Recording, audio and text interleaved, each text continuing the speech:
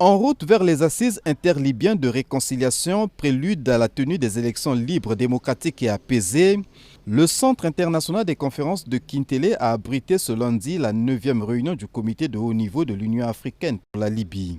Convoqué par son président, le chef de l'État congolais Denis Sassou Nguesso, la rencontre a connu la participation notamment du président en exercice de l'Union africaine Azali Assoumani, du président de la Commission de l'Union africaine Moussa Faki Mahamat, du président du Conseil présidentiel libyen Mohamed El Menfi et du représentant spécial du secrétaire général de l'ONU pour la Libye Abdoulaye Bathily.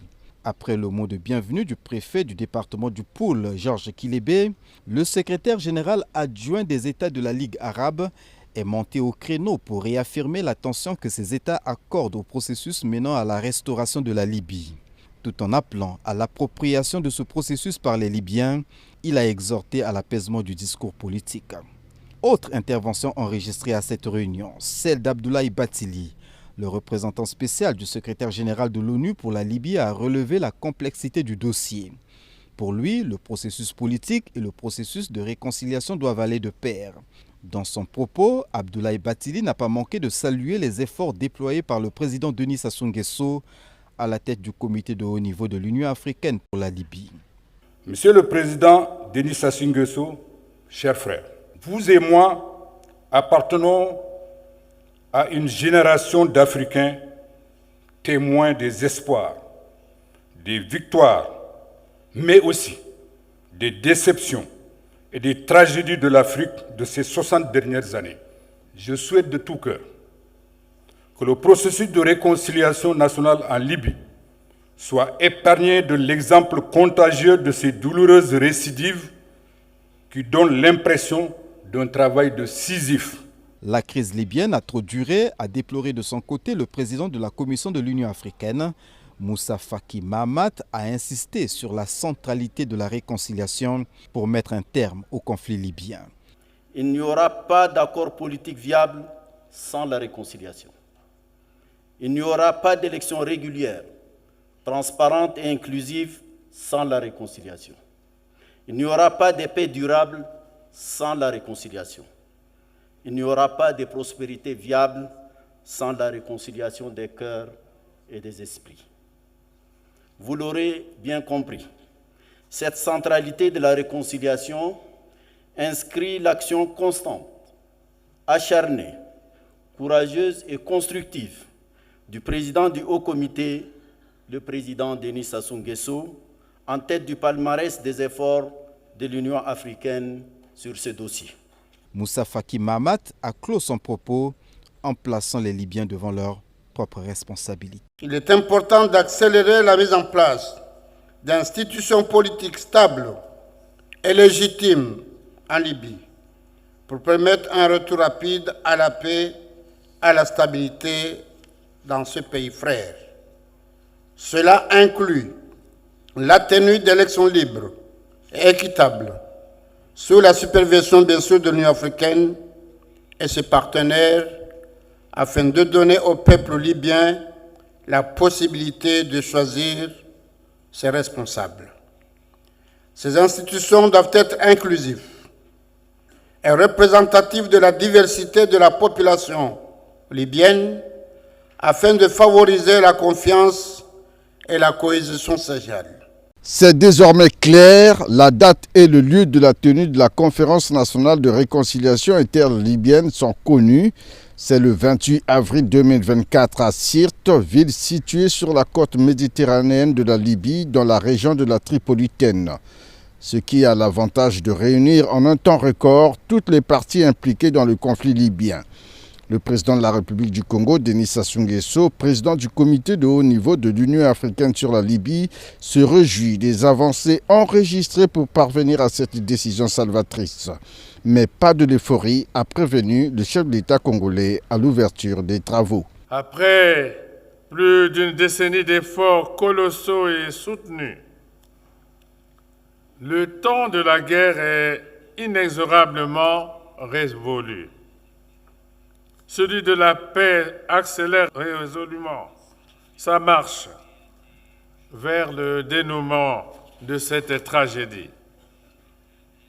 Dès lors, Le retour à la paix ne peut se satisfaire des sourires de façade, des rapprochements opportunistes, encore moins des fraternisations éphémères devant l'optimisme grandissant du peuple libyen de retrouver enfin la quiétude et le bien-être sérieusement hypothéqués. La conférence nationale de réconciliation interlibyenne pose ainsi les jalons de sortie de crise et d'une paix durable en Libye, un événement qui va s'inscrire dans les annales de l'histoire du monde contemporain, dont le couronnement sera l'organisation des élections générales dans ce pays. La légitimité des urnes vaut mieux que la spirale des armes. Exhortation du président du comité de haut niveau de l'Union africaine sur la Libye. Par la suite, seront organisées des élections justes, équitables et transparentes, clé de la relance du processus démocratique en Libye. Daignons-nous nous convaincre tous et accepter définitivement que expression de la souveraineté du peuple libyen et socle de la stabilité des futures institutions, la légitimité des urnes vaut mieux que la spirale destructrice des armes.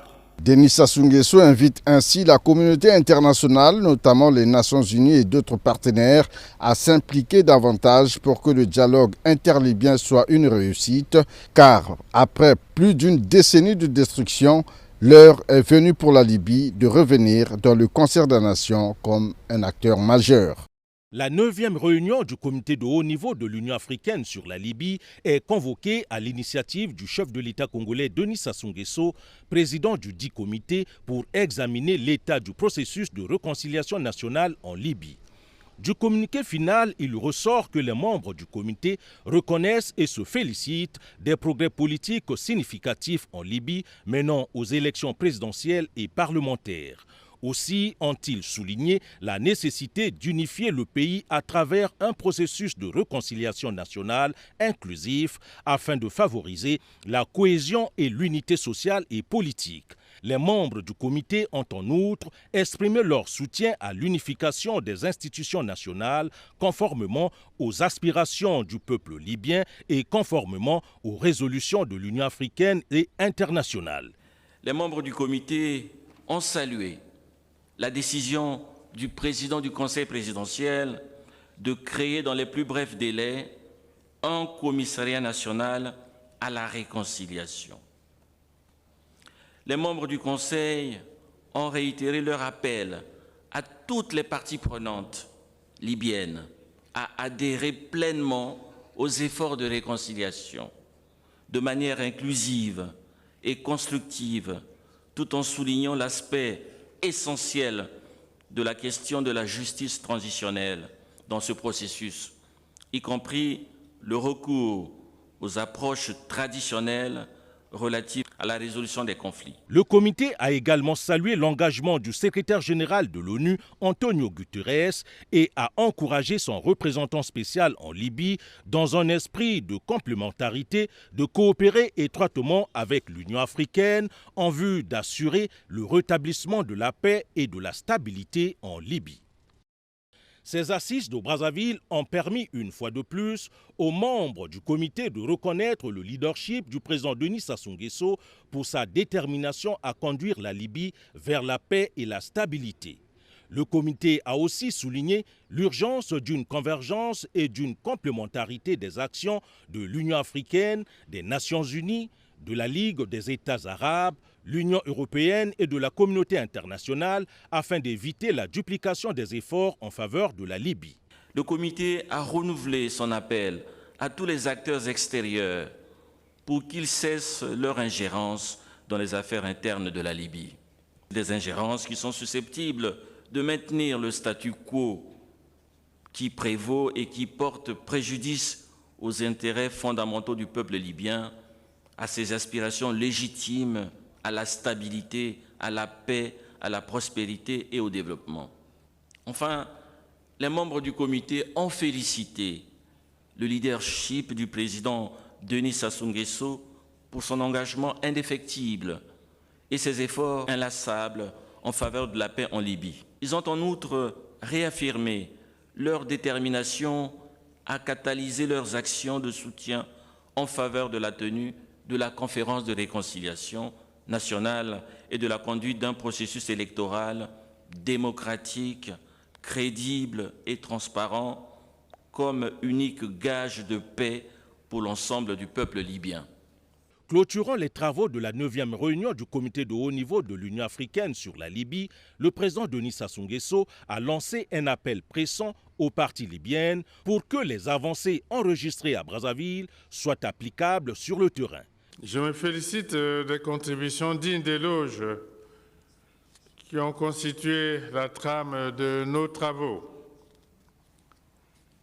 Les résultats fructueux obtenus au cours de nos échanges traduisent notre engagement commun ainsi que notre détermination irréversible de toujours placer la restauration de la paix en Libye au cœur de nos préoccupations essentielles.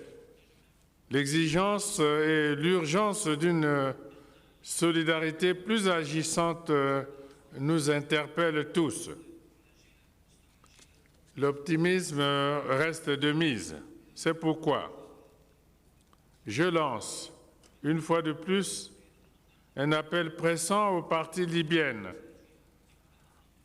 pour que se consolide et se perpétue, tant sur le terrain en Libye qu'au sein de la grande commission préparatoire, les avancées enregistrées ici à Brazzaville. In fine, Brazzaville vient de baliser la voie vers la tenue de la conférence de réconciliation interlibyenne prévue le 28 avril prochain. En marge des travaux de la 9e réunion du comité de haut niveau de l'Union africaine sur la Libye, le président de la République, Denis Sassou Nguesso, a reçu en audience le Premier ministre nigérien, Ali Maman Lamine Zen. Au menu des échanges, les préparatifs de la conférence interlibyenne qui se tiendra en avril prochain à Sirte en Libye. La République du Niger, qui fait partie des pays membres du comité de haut niveau de l'Union africaine sur la Libye, salue la tenue intercongolaise de la 9e réunion de ce comité qui balise la voie vers la tenue de la réconciliation des différentes fractions libyennes. Le Premier ministre nigérien a saisi cette occasion pour informer le président de la République des derniers développements de la situation sociopolitique au Niger. Au-delà de la situation qui prévaut actuellement dans ce pays d'Afrique de l'Ouest, les autorités congolaises restent optimistes quant à la normalisation de la situation politique dans un futur proche dans ce pays frère qui a des relations diplomatiques et de coopération très étroites avec la République du Congo.